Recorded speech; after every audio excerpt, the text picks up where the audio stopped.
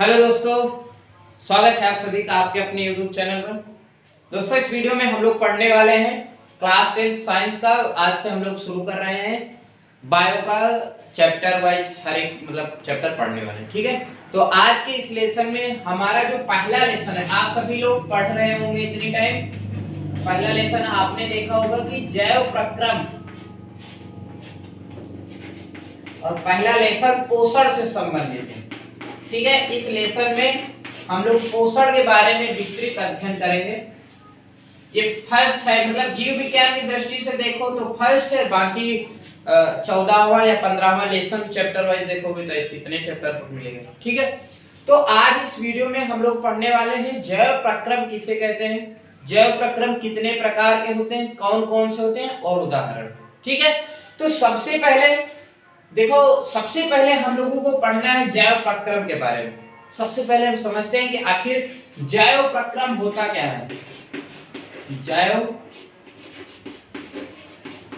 प्रक्रम, इसी को आप सभी लोग जान करके रखिए कि इसी को उपापचय भी कहा जाता है। ठीक है, या लिख करके लिख देते हैं, या तो अभी हम इसी में लिख देंगे सीधा सीधा। जैव प्रक्रम किसे कहते हैं, मन में आ रहा हो। जैव का मतलब क्या होता है, जीव। प्रक्रम का मतलब प्रक्रियाएं, मतलब ऐसी प्रक्रियाएं जो जीवों के अंदर चलती रहती है, उन्हीं को हम जैव प्रक्रम कहते हैं। अगर आप इसे लिखना चाहें तो इसे इस तरीके से लिख सकते हैं, वे सभी प्रक्रियाएं, वे सभी प्रक्रियाएं जो किसी जीव को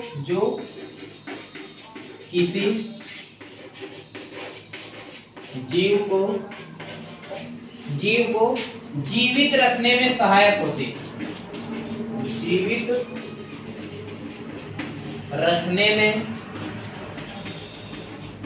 जीवित रखने में सहायक होती हैं, जैव प्रक्रियाएं कहलाती हैं। ठीक है, वे सभी प्रक्रियाएं जो किसी जीव को जीवित रखने में सहायक होती हैं, जैव प्रक्रियाएं कहलाती हैं। जैव प्रक्रियाएं कहलाती हैं। देखो, सबसे पहले आप लेसन को समझिए, है कि नहीं, कि आखिर हम लोग पढ़ने क्या वाले हैं। उसके बाद पाचन, अवशोषण, उत्सर्जन, जितने भी तंत्र हैं हम एक एक को पढ़ेंगे आसानी से, बहुत ही बढ़िया से। बशर्ते सबसे पहले आप समझिए कि हम पढ़ने क्या वाले हैं। ठीक है, कोई भी डाउट क्वेश्चन मन में नहीं रहना चाहिए, इसलिए हर एक स्टेप को हम कोशिश करेंगे, बताते चलेंगे, कोई भी वर्ड नहीं छूटेगा, एक बाय एक करके। ठीक है, तो जैव प्रक्रम वे सभी प्रक्रियाएं जो किसी जीव को जीवित रखने में सहायक होती हैं, जैव प्रक्रियाएं कहलाती हैं। क्लियर है, समझ में आ गया। या फिर अगर आपको ये नहीं समझ में आता तो आप दूसरे तरीके से भी लिख सकते हो, जैसे यहां पर हम लिख देते हैं दूसरे शब्दों में। अगर आपको ये नहीं समझ में आया तो आप एक और लिख लीजिए, दूसरे शब्दों में जैव प्रक्रम किसे कहते हैं। जीवों के शरीर में, जीवों के शरीर में रचनात्मक तथा विघटनात्मक, रचनात्मक तथा विघटनात्मक प्रक्रियाएं, विघटनात्मक प्रक्रियाएं सदैव चलती रहती है। ठीक है, जीवों के शरीर में रचनात्मक तथा विघटनात्मक प्रक्रियाएं सदैव चलती रहती हैं।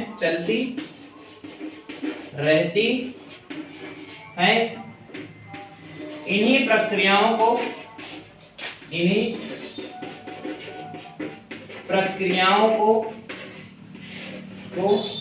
सम्मिलित रूप से, मतलब दोनों को मिला करके, अभी हम रचनात्मक और विघटनात्मक को भी समझेंगे।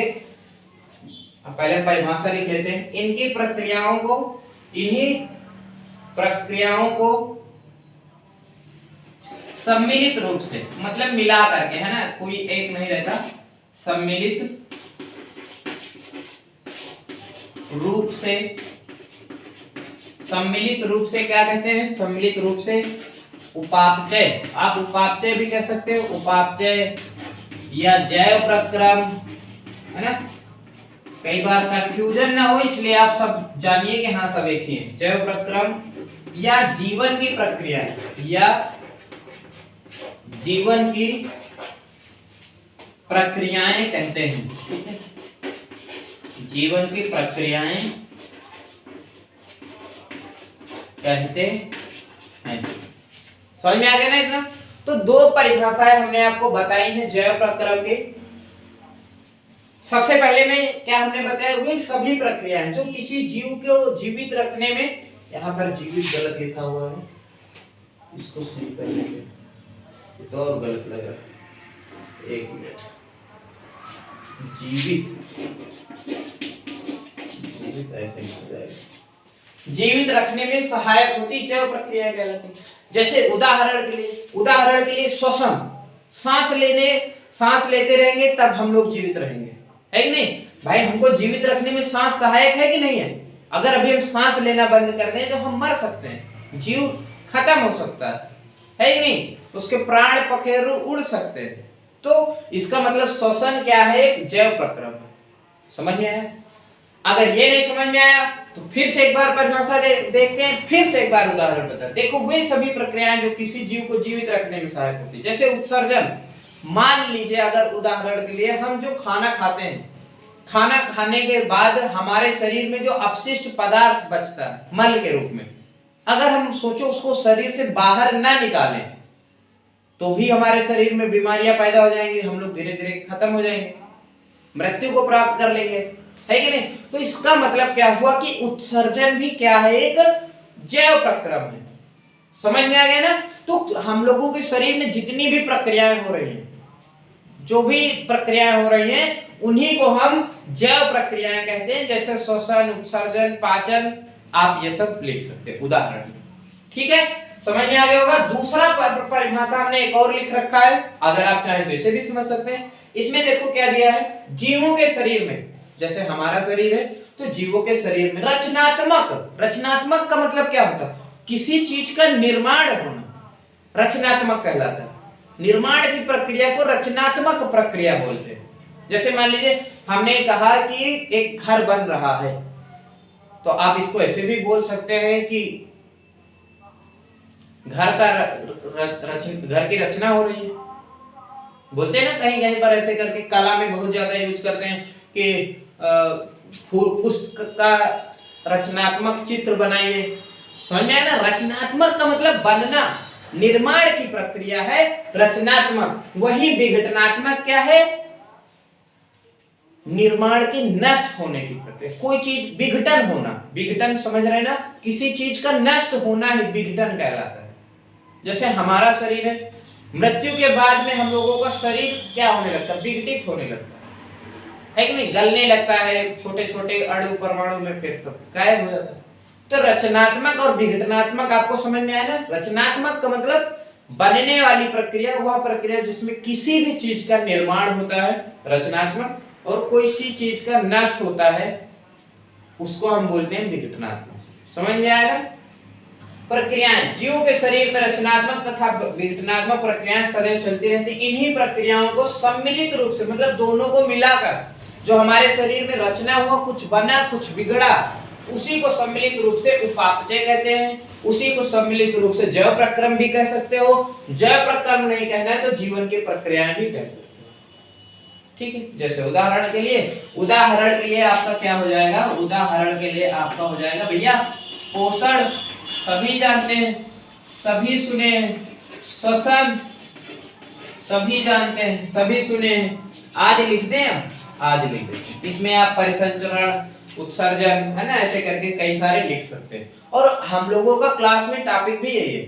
हम जीव विज्ञान में सभी तंत्रों के बारे में एक एक पढ़ने वाले हैं पहले, है नहीं? जैसे कि इस लेसन में हम लोग पोषण के बारे में पढ़ेंगे कि पोषण क्या होता है, कितने प्रकार का होता है, जीवों में कैसे होता है, पौधों में कैसे होता है ना, जंतुओं में कैसे होता है, पौधों में कैसे। तो मैं आपको अभी तक ये बता रहा था जैव प्रक्रम किसे कहते हैं, और हमने उदाहरण आपको बताया। उम्मीद करता हूँ ये यहाँ तक आपको समझ में आ गया होगा। अगर आप लिखना चाहें तो लिख भी सकते हैं, ठीक है, लिखना चाहें तो लिख भी सकते हैं। हम इसको मिटा देते हैं तब तक के लिए, और फिर हम इसके प्रकार की बात करते हैं।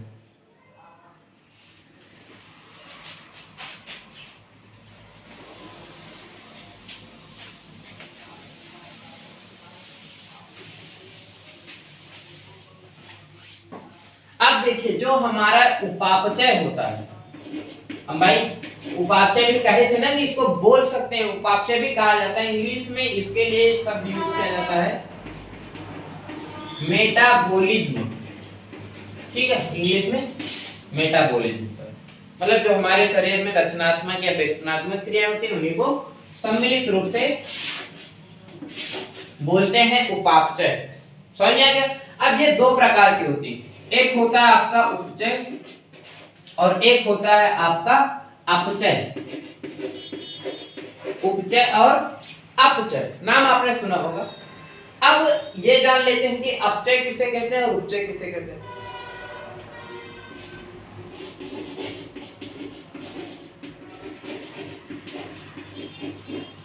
इसको इंग्लिश में कैटाबोलिज्म बोलते हैं, अपचय को इंग्लिश में एनाबोलिज्म बोलते हैं, ठीक है, एनाबोलिज्म कहा जाता है।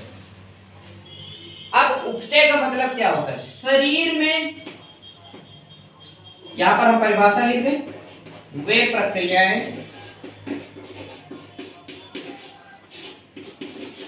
जिनमें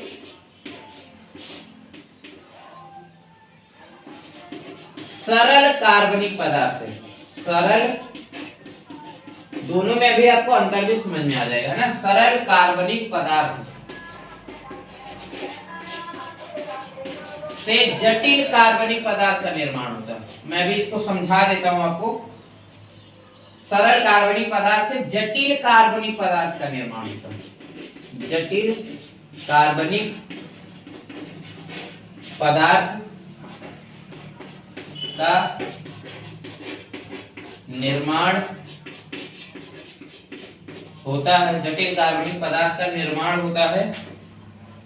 अपचय, सॉरी, उपचय कहलाता है या उपचय कहते हैं, ठीक है। जैसे उदाहरण के लिए आपको बता दें, प्रकाश संश्लेषण, प्रकाश संश्लेषण। अब इसको समझ लेते एक बार हम लोग फिर से। देखिए कोई भी प्रक्रिया जैसे हमारे शरीर में हमने बताया ना होती रहती है, जितने भी जीव हैं सब में, जब तक सजीव हैं वो, मतलब जब तक उनमें जीव पाया जाता है, प्राण पाए जाते हैं, तब तक उनमें ये सब प्रक्रियाएं होती रहती है। अब अगर किसी भी जीव में सरल कार्बनिक पदार्थ से, सरल कार्बनिक पदार्थ मतलब समझ रहे हैं, सरल कार्बनिक पदार्थ जो मतलब कि नॉर्मल कार्बनिक पदार्थ आप कह सकते हो, साधारणता, जैसे आपका सरल कार्बनिक पदार्थ से जटिल कार्बनिक, जैसे इसमें देखो कार्बन डाइऑक्साइड, H2O, है ना, प्रकाश वो हरित लवक, ये सब क्या है? सरल कार्बनिक पदार्थ। तो सरल कार्बनिक पदार्थ से अगर जटिल कार्बनिक पदार्थों का निर्माण होता है तो उसी प्रक्रिया को उपचय कहते हैं। जैसे उदाहरण के लिए प्रकाश संश्लेषण, आपने प्रकाश संश्लेषण में देखो क्या होता है, पौधे क्या करते हैं, धूप की सहायता से, हरित लवक की सहायता से, जल की सहायता से और कार्बन डाइऑक्साइड, इन सब की सहायता से अपना भोजन बनाते हैं। ये देखो सरल सरल चीजें हैं, जल, कार्बन डाइऑक्साइड, और बना क्या लेते हैं? ग्लूकोज, जटिल कार्बनिक पदार्थ है जो ग्लूकोज, उस C6H12O6 का निर्माण करते हैं, है कि नहीं? तो ये प्रकाश संश्लेषण एक प्रकार की कैसी प्रक्रिया हो गई? उपचय प्रक्रिया हो गई, क्योंकि इसमें क्या हो रहा है? सरल कार्बनिक पदार्थ से जटिल कार्बनिक पदार्थों का निर्माण होता है। उन्हीं प्रक्रियाओं को उपचय प्रक्रिया कहा जाता है। समझ में आया ना? तो बहुत ही क्लियर परिभाषा है, डिफिनेशन है, आप इसे जरूर लिखें, और इसीलिए हम लिखा भी रहे हैं, बता रहे हैं हर एक चीज को, क्योंकि कोई भी स्टेप छूटे ना, नहीं तो समझ में नहीं आता है ना, बीच का सीढ़ी गैप होती तो आप डबल सीढ़ी पर पैर रखने में दिक्कत होती है। तो ये समझ में आ गया ना उपचय प्रक्रिया। अब हम लोग समझ लेते हैं किसके बारे में, अपचय के बारे में। अब अच्छा, अपचय में जानते हो क्या होता है, इसी का जस्ट अपोजिट होता है। अपोजिट का मतलब जानते हो क्या होता है? अपोजिट का मतलब है भैया उल्टा। अब यहां पर क्या हो रहा है, सरल कार्बनिक पदार्थ से जटिल कार्बनिक पदार्थ बन रहे हैं, सरल से जटिल बन रहे हैं। यहां पर क्या होगा, वे प्रक्रियाएं जिनमें जटिल कार्बनिक पदार्थ से, जटिल कार्बनिक पदार्थ से सरल कार्बनिक पदार्थ का निर्माण होगा, सरल कार्बनिक पदार्थ का निर्माण होता है, निर्माण होता है, अपचय कहलाती है। अपचय कहते हैं, कहलाते हैं। थोड़ा सा वाक्य देख के आप लिख सकते हैं, मान लो अगर कहीं त्रुटि हो रही हो मुझसे तो, बाकी परिभाषा तो ऐसे ही रहेगी, ठीक है। उदाहरण के लिए एक उदाहरण इसमें भी हम लिख देते हैं, श्वसन। श्वसन उदाहरण के लिए क्या है आपका, श्वसन। देखो इसमें सरल कार्बनिक पदार्थ से जटिल कार्बनिक पदार्थों का निर्माण होता है। वहीं पर अपचय की प्रक्रिया में क्या होता है, जटिल कार्बनिक पदार्थ से सरल कार्बनिक पदार्थ का निर्माण होता है। मतलब शरीर में ना, समझ में आ रहा, दो चीजें होती हैं, एक तो छोटी छोटी चीजें मिलकर के बड़ी चीजें बनती हैं, और दूसरा चीज है बड़ी बड़ी चीजें टूट टूट कर छोटी छोटी चीजें बनती हैं। भाई देखो क्या सिंपल सा है, हम लोगों की लाइफ में भी होता है, या तो हम जीवन में क्या करते हैं, ऊपर जाते हैं, एक टाइम होता है, विकास करते हैं, वृद्धि करते हैं, डेवलप करते हैं अपना, और कुछ लोग होते हैं ऊपर से नीचे की ओर आते हैं। मतलब जैसे देखो हमारे पास 1000 रुपये, हमने एक एक रुपये जोड़ करके, एक एक रुपये जोड़ करके 1000 रुपये बना लिए। तो ये कैसी प्रक्रिया हो गई, यह प्रक्रिया हो गई उपचय। और अगर हमने 1000 रुपये से एक एक रुपये खर्चे करते करते करते करते उसको शून्य पर पहुंचा दिया, या शून्य पर पहुंचाते हैं, तो हो गई अपचय। क्योंकि अपचय में क्या है, जटिल कार्बनिक पदार्थ से सरल बन रहे हैं। 1000 से 1 बन रहा है, और यहाँ 1 से 1000 बन रहा है। ऐसे समझ सकते हो, समझ में आ रहा है ना दोनों में अंतर। तो अगर कोई भी ऐसी प्रक्रिया है जिसमें जटिल कार्बनिक पदार्थ से सरल कार्बनिक पदार्थ का निर्माण होता है, तो उसे हम कहते हैं भैया कि वो कैसी प्रक्रिया है, अपचय। जैसे उदाहरण के लिए श्वसन।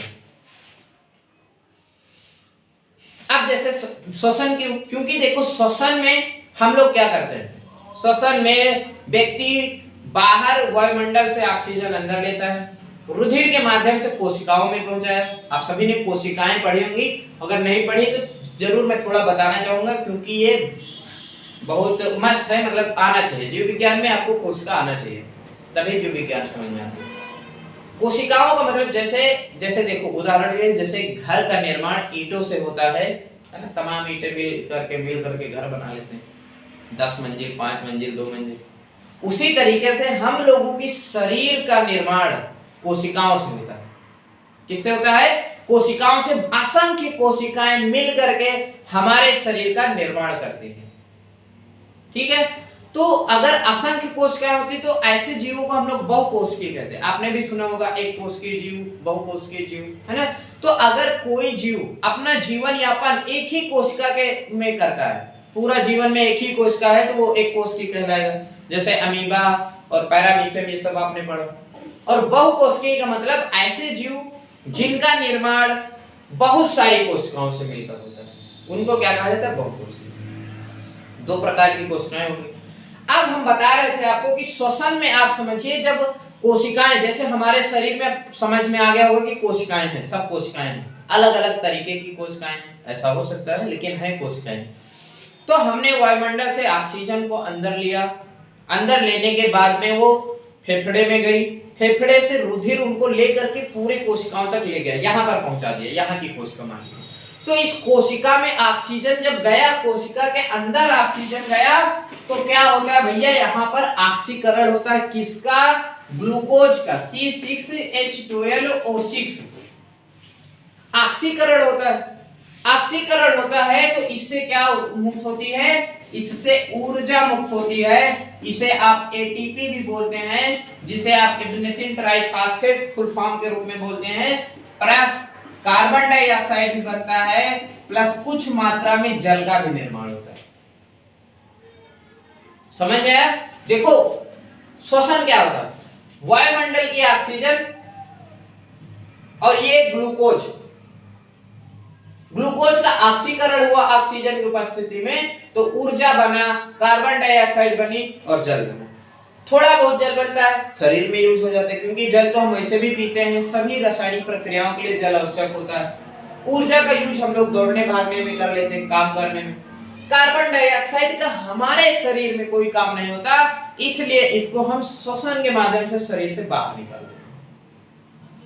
तो समझ में आया? तो श्वसन में देख रहे हो क्या हो रहा है, जटिल कार्बनिक, ये C6H12O6 क्या है? जटिल कार्बनिक पदार्थ है। इससे ये देखो टूट रहा है, टूटेगा तभी तो कार्बन डाइऑक्साइड और जल बनेगा।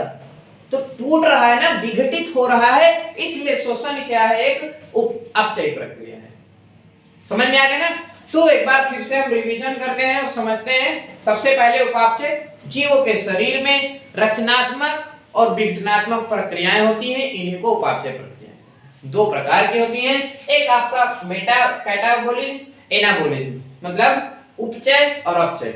अगर सरल कार्बनिक पदार्थ से जटिल कार्बनिक पदार्थों का निर्माण होता है तब हम उसे उपचय कहते हैं। और अगर मान लो भैया ऐसा हो कि जटिल कार्बनिक पदार्थ से सरल बनने लगे, जैसे यहाँ श्वसन में, तो उसको क्या कहा जाता है? अपचय कहते हैं। तो समझ में आ गया होगा दोस्तों।